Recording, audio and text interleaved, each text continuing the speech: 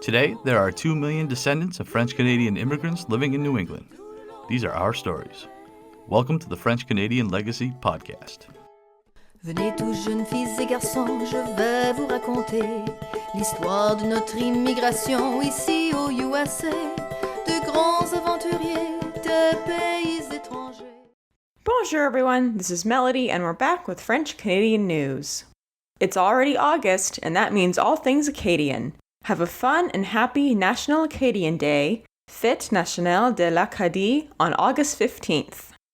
We'll start with an article from Le Courrier titled The Municipality of Clare announces the tintamarre and the National Acadian Holiday.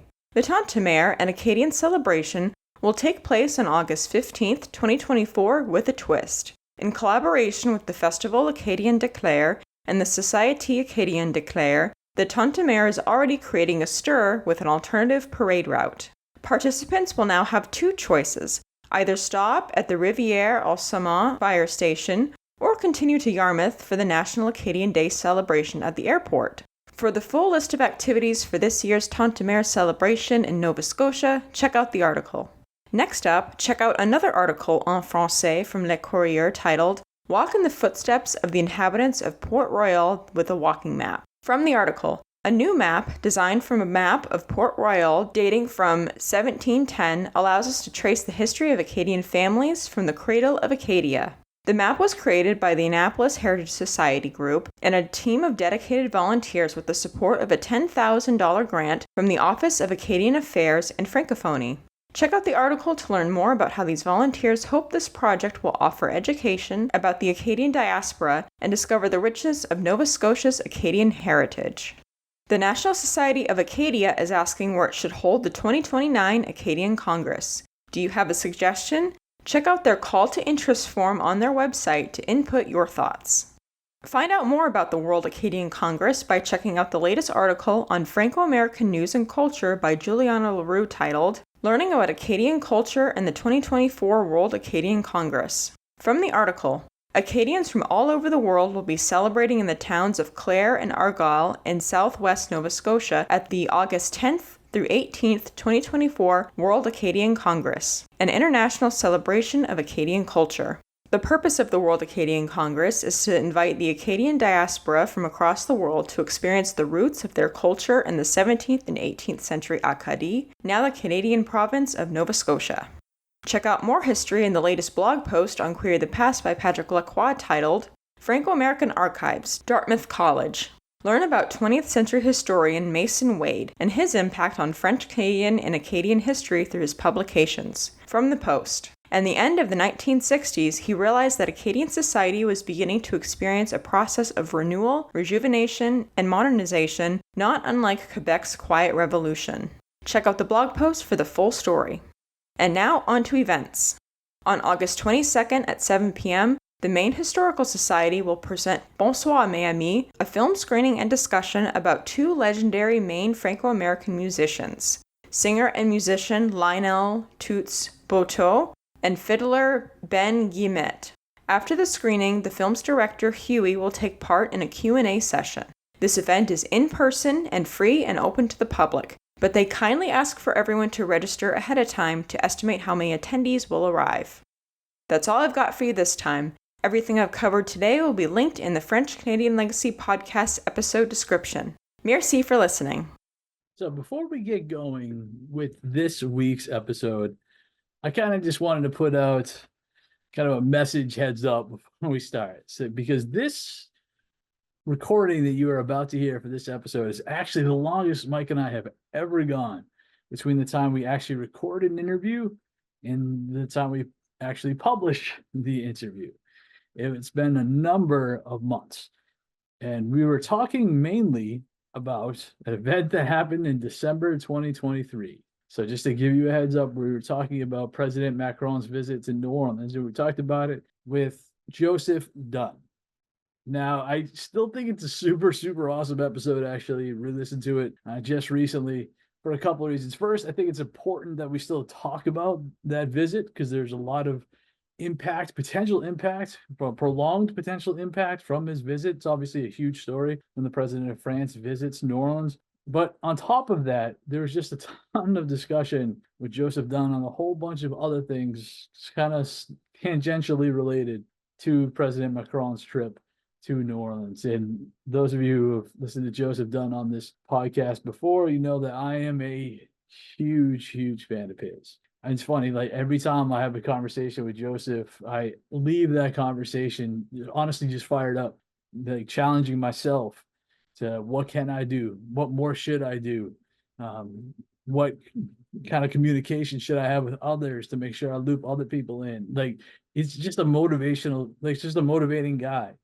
You can't, at least I can't, have a conversation with him without really being excited and motivated and just drawn to continue the work that we all dedicate ourselves to. So for those reasons, I thought it was really important. And a big reason for the delay was that we recorded this before Mike and I decided that we were actually going to go to our current system of seasons. So this was recorded back before we knew we were going to have seasons. And so now that obviously we have a seasons schedule in place, it's been a long time. So anyway, it's just a long way of kind of a disclaimer almost. I'm just being like, so just explaining to everybody that this topic is something that we recorded a long time ago. I think it's still super interesting and absolutely relevant. Enjoy the conversation with the great Joseph Dunn. I do need to get some bonus question. That's Sure. what we could do for sure. Because I did read in your speech when you became king, which is available online, that you have a passion for most things French, including language, culture, food, and wine. And as a pretty fat guy who loves just about every food and who recently purchased a course, which I did, to learn something about wine because I don't know anything about it. What is your favorite French dish? And can you introduce us to your favorite French wine? We have this, I'm not doing a plug for a store, but we have this wine warehouse place now that opened about half a mile from my house called Total Wine. I don't know if those exist up there by you, but Total Wine, no. Okay. Total Wine, it's this giant, like, it's like Costco, but wine. And we don't have to pay a membership for it. Okay. And they have like all the wines of the world. They have all the things you could Wow. possibly want to drink. In Louisiana, we tend to have an alcohol problem. But Sure. anyway, one of my favorite French wines is a label called Lirac, Lirac.